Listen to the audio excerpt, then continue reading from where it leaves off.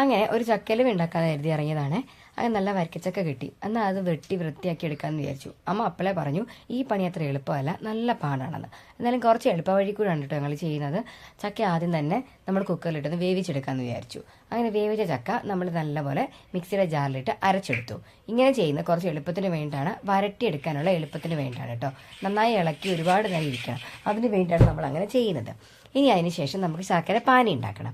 അതിനായിട്ട് ഒരു ഉരുളി എടുത്തു, അതിലേക്ക് ഒരു ശർക്കരയും ഇട്ടു. ഇനിയും കുറച്ച് പാകത്തിന് വെള്ളം കൂടി ഇട്ടിട്ട് നന്നായിട്ട് തിളപ്പിച്ചെടുത്തു. അങ്ങനെ ശർക്കര പാനിയായി. ഇനി അതൊരു പാത്രത്തിലേക്ക് മാറ്റി വെച്ചു. ഇനി ഈ പാനിയും അതുപോലെ തന്നെ ചക്കയും കൂടിയിട്ട് നമുക്ക് ഉരുളിയിലേക്ക് ഇട്ടിട്ട് കുറച്ച് നെയ്യും കൂടെ ചേർത്ത് നന്നായിട്ട് കൈ വിടാതെ ഇളക്കി കൊടുത്തുകൊണ്ട് തന്നെ നമുക്കിതാ ഈ ഒരു പാകത്തിലേക്ക് എത്തിക്കണം. അതിനുശേഷം കുറച്ച് അരി എടുത്തിട്ടുണ്ട്, അത് വറുത്ത് പൊടിച്ച് ചേർക്കണം. അതിലേക്ക് തന്നെ നമുക്ക് കുറച്ച് ജീരകവും ഏലക്കയും ഇതുപോലെ തന്നെ വറുത്ത് പൊടിച്ചെടുത്ത് വെക്കണം. എന്നിട്ട് നമുക്ക് ഈ ചക്കയിലേക്ക് ഇത് രണ്ടും ചേർത്ത് കൊടുക്കുകയാണ്. നമ്മൾ അരി പൊടിച്ച് ചേർക്കുന്നത് എന്തിനാണെന്ന് വെച്ച് കഴിഞ്ഞാൽ ചക്കയിലവി ഉണ്ടാക്കുന്നതിൻ്റെ പാകത്തിന് വേണ്ടിയാണ് കേട്ടോ. നല്ല പോലെ ടൈറ്റായിട്ട് കിട്ടാൻ വേണ്ടിയാണ് നമ്മൾ അരി വറുത്ത് പൊടി ചേർക്കുന്നത്. ഇനി ഏകദേശം ഇത് പാകമായതിനു ശേഷം നമ്മളൊരു പാത്രത്തിലേക്ക് മാറ്റി സെറ്റാകാൻ വേണ്ടി വെക്കുകയാണ്.